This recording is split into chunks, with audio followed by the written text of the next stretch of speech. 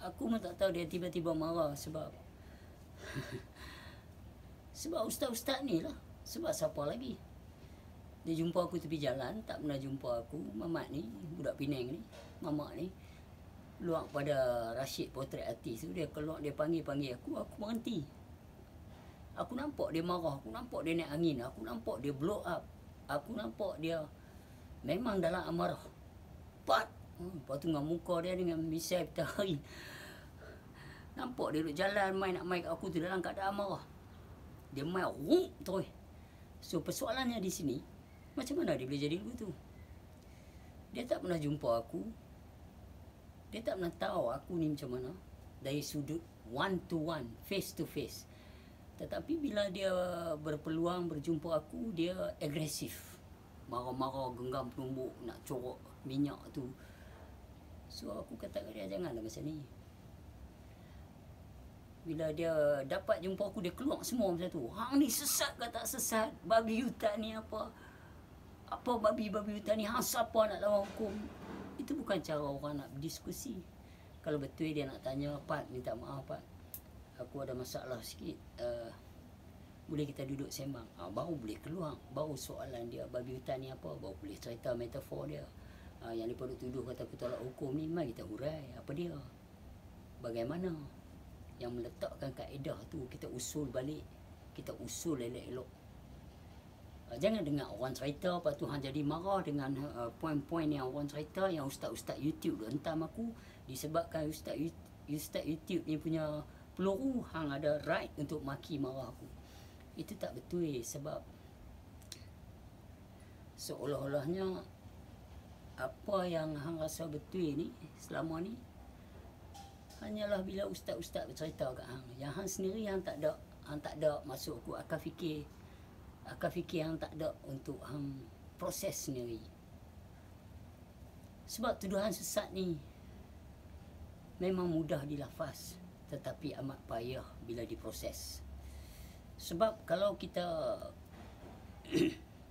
Muhammad itu sendiri pun dituduh gila. Kalau hang tengok dalam surah Al-A'raf 7 ayat 184 dan surah Sabah surah 34 ayat 46 ada juga menyebut nasihat-nasihat. So persoalan dia hari ni, kenapa dia kata dia gila sampai dinasihat dalam Quran? Sesungguhnya Muhammad, teman kamu itu tidak gila. Jadi kita nak tahu kenapa dituduh sampai tahap tu. Kenapa Quran membela, sedangkan yang menyebut kata-kata Quran itu adalah Muhammad itu sendiri. So apa yang cuba aku nak abang di sini satu saja, iaitu bukan mudah nak tuduh orang sesat. Bukan mudah nak tuduh orang sesat. Sebab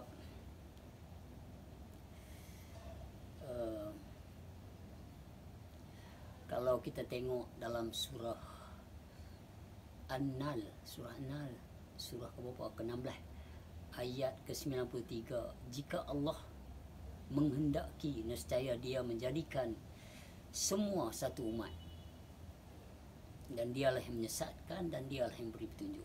Dan juga kita tengok Allah menyesatkan sesiapa saja yang dikehendaki dalam surah Ibrahim ayat 4, dalam surah Al-Kafir surah ke-40 ayat surah ke-40 ayat ke-33 tak salah aku, siapa yang disesatkan oleh Allah, tiada ada baginya seorang pun yang mampu memberi petunjuk. Sebegitulah juga ayat yang lebih kurang sama dalam surah Al-Kahfi surah ke-18 ayat ke-17. So bila kita tengok benda ni, Allah Ta'ala telah memberitahu dia menyesatkan, dia memberi petunjuk. So apa kerja ustaz-ustaz ni sebenarnya? Dia pun create isu, menceritakan orang ni menyesatkan orang ni, supaya ada benda mereka boleh sembang, ada benda mereka boleh bercakap, bagi orang ada interest, bagi orang ada wow, apa ni? Dia hentam orang. So this is ustaz telah membuat sesuatu yang silap, bercanggah dengan Al-Quran, sebab Al-Quran cakap Allah Ta'ala yang menyesatkan. Dan kalau kita tengok pula surah Yunus surah ke-10 ayat 99, dan bukanlah tanggungjawab kamu menjadikan seluruh umat manusia beriman. Dia kata kat Muhammad tu. Jadi jikalau Tuhan tidak menghendaki, dia kata, apakah pula kamu ingin memaksa manusia supaya mereka menjadi orang beriman. So kita rujuk pula ayat ke satu lagi, ayat 100, tiada sebarang kuasa bagi seseorang untuk beriman melainkan dengan izin Allah. So persepsi menuduh orang sesat tak boleh, sebab Allah yang menyesatkan. Dan merasa kita boleh buat orang ke jalan yang benar, tak boleh, sebab dia dah kata dah, tiada sebarang kuasa bagi seseorang untuk beriman melainkan dengan izin Allah. So kerja ustaz ni sebenarnya, ustaz-ustaz sesetengah ustaz-ustaz yang baru nak naik ni, ustaz baru nak start, yang balik daripada negeri Arab ni, nak cerita hadis lah, nak cerita sejarah Nabi, cerita sejarah Nabi lah, nak kupas Al-Quran, kupas lah. Tetapi kenapa harus menuding jari, menuduh orang sesat, orang ni sesat? Kalau dalam mahkamah dia nak cari orang yang bersebahat, kalau yang menyesatkan hang adalah Allah itu sendiri, dalam surah-surah yang saya dah sebut tadi, yang aku dah sebut tadi. So macam mana bagi kamu nak menghukum seseorang itu kalau Allah sendiri yang menyesatkan dia? Dan bagaimana kamu rasa kamu betul yang sebagai seorang penyelamat, sedangkan Allah sendiri kata, akulah yang beri petunjuk.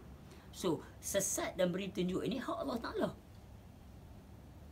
Hak ustaz-ustaz yang ada ni sepatutnya bertauliah, hanya bercerita tentang apa yang mereka belajar, apa yang Quran, dan apa yang ni, bukan menghukum orang tu sesat. Saya rasa dia dah mula sesat sikit-sikit dah. Kita nampak dah jalan-jalan sesat dia tu, macam Ustaz Kamili kata kat aku, Dr. Kamili. Kita dah nampak sikit-sikit ke arah kesesatan. Macam mana dia boleh cakap macam tu? Sebab yang menghukum itu adalah Allah. Dalam surah At-Tin ayat 8, tidakkah Allah itu seadil-adil hakim? So di situ dia suruh kita relax. Kita tak boleh hukum orang. Mana tahu orang tu nak berjujur dengan Allah Ta'ala, orang tu betul-betul solid nak berjujur dengan Allah Ta'ala. So di sini kita harus tahu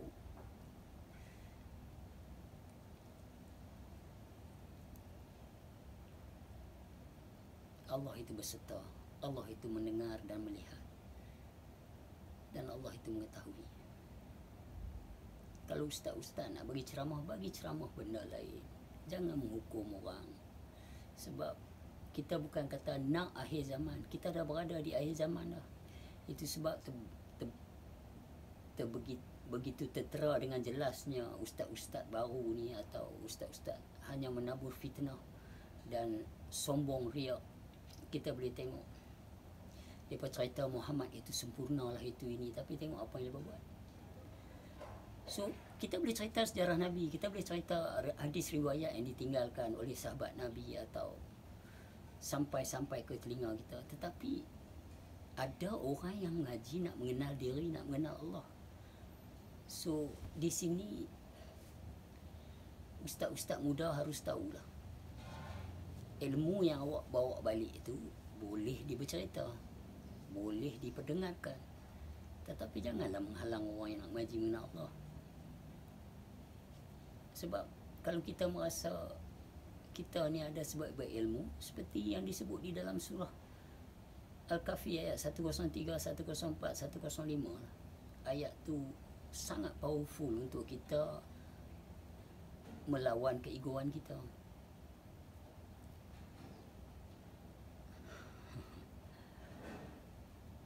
Teruk lepas kenal dia bagi. Tapi nasib baik lepas. Sebab lepas dah tahu bawa jalan ni memang lagu dia lah. Akan dihina, dikeji oleh ulama-ulama yang mempertuhankan nama, yang mempertuhankan sijil, yang yang megah dengan ilmu-ilmu. Sorry to say, Dr. Mazhar tak suka sebut kataan ni, iaitu kulit. It is kulit. Sebab Tuhan melihat hati. Kalau Tuhan melihat hati, hati duduk luar ke duduk dalam. Yang apa pula duk proses pasal rambut, pasal itu, pasal ini, pasal cerita-cerita yang dah mati, cerita-cerita sejarah Nabi yang tak ada dah itu ini. Sedangkan kami ni puluh nak mencari guru-guru yang mengajar ilmu mengenal Allah, iaitu Tuhan yang hidup, yang berserta. Bukan nak dengar cerita-cerita yang pobok balik ni. Bolehlah dekat orang yang nak dengar. Sebab janganlah kacau orang yang tak mau dengar apa yang apa nak cerita. Sebab mereka nak dengar yang lebih mustahak bagi mereka.